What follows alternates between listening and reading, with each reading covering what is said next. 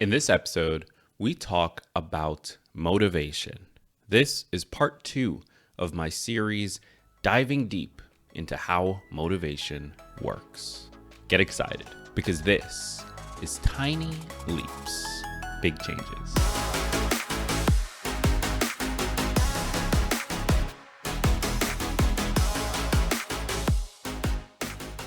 So how does motivation work exactly? Well, this is part 2 in a new series I'm doing where we dive deep into the science of motivation, learning what it is that gets us to do something and what it is we're missing when we don't follow through. And back in episode 810, we started this conversation by talking about 2 different types of motivation. There was motivation for not losing something, known as prevention, and motivation for gaining something, known as promotion.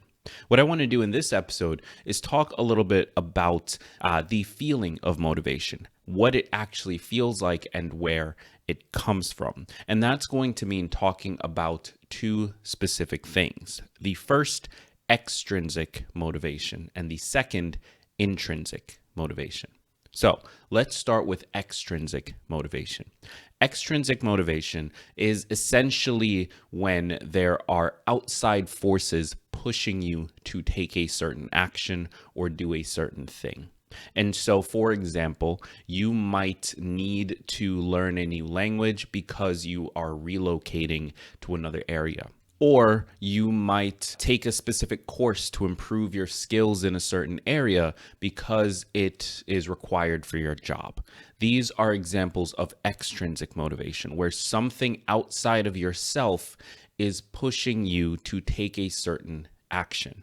And this is a powerful way to get motivated. It helps us to keep going when things get tough because there is this external force that requires it of us. This is where accountability and social responsibility plays a role for driving our motivation.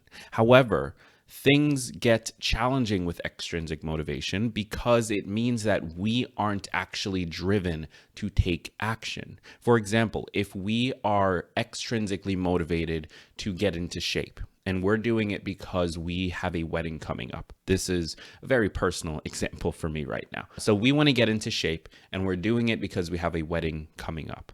That is an outside force putting pressure on us to take a certain action. Now, that's a great place to start, and that might get you over the hump of getting going, of making this thing work for you in the beginning. But what happens when things get difficult? What happens in that messy middle period where it's challenging to keep going, to keep showing up?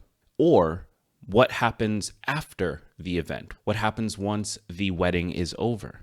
If that extrinsic motivation doesn't get converted into intrinsic motivation, then the first opportunity we get to forget about or lose interest in that behavior will likely take it.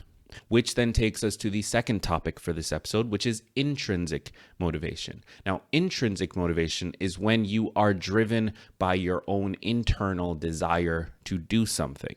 So, for example, you are a runner. You run regularly and have for many, many years.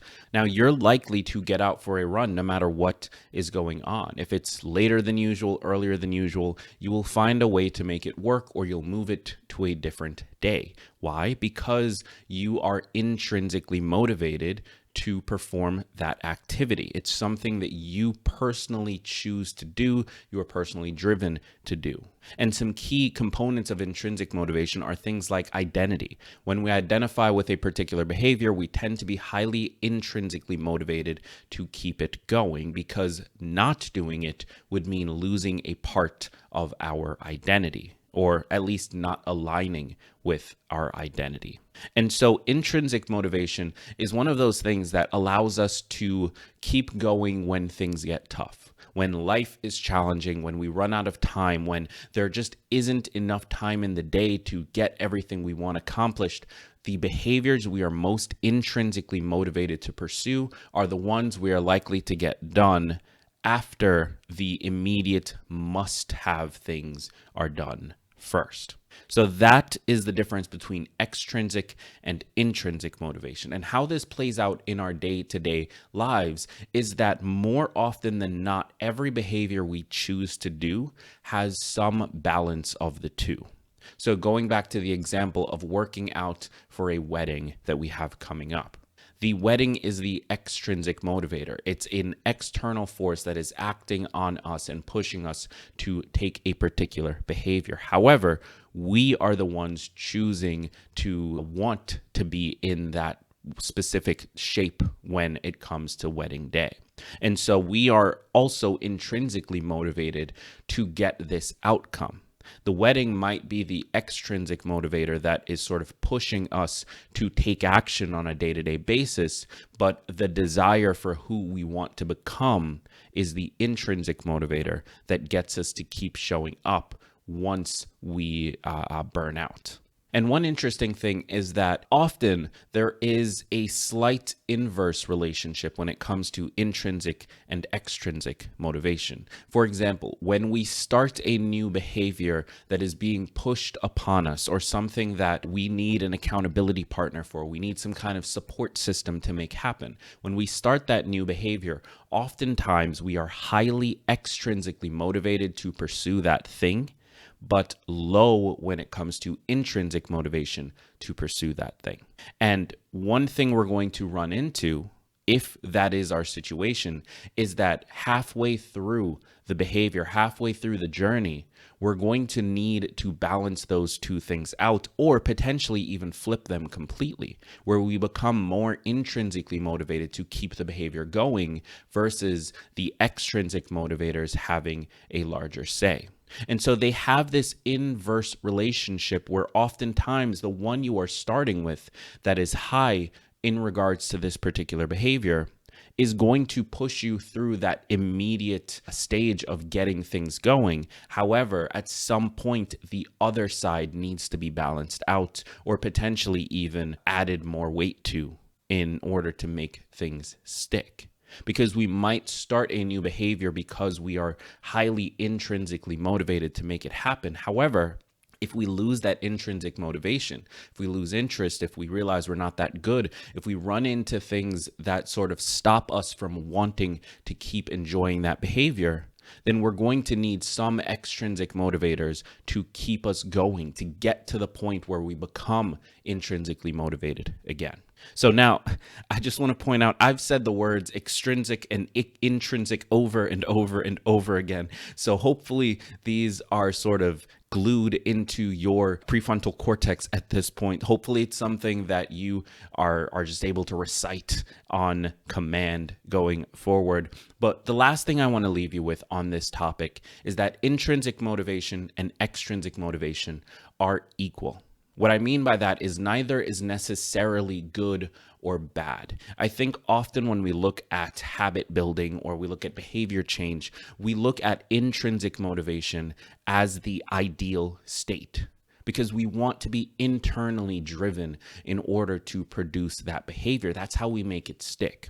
But the reality of human beings is that our intrinsic motivation is constantly ebbing and flowing. If we rely exclusively on our internal desire to take action, then we're going to have very inconsistent action.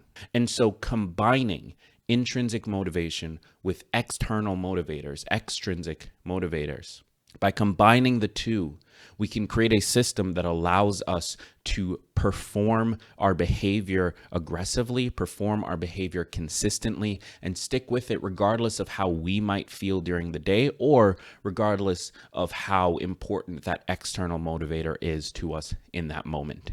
The key is to combine both intrinsic motivation and extrinsic motivation. And the way to use this is to understand which you're starting with, which is driving the behavior today, and work towards building the other to support itself. So thank you so much for tuning in today. If you haven't already, join me over on YouTube. I'm doing these episodes in video, and if you want to see my pretty face or my ugly face, depending on your preferences, head over to YouTube. The link is in the description. While you're there, be sure to click subscribe. Be sure to leave a comment. I would love to connect with you. And if you haven't yet, The episode is still open. I would love to hear your thoughts on what your favorite self-care activity is. Best way to submit those thoughts is to head over to tlbc.co/submit and just record a quick voicemail. I'm going to play those in a future episode so that the community can support each other in improving your lives.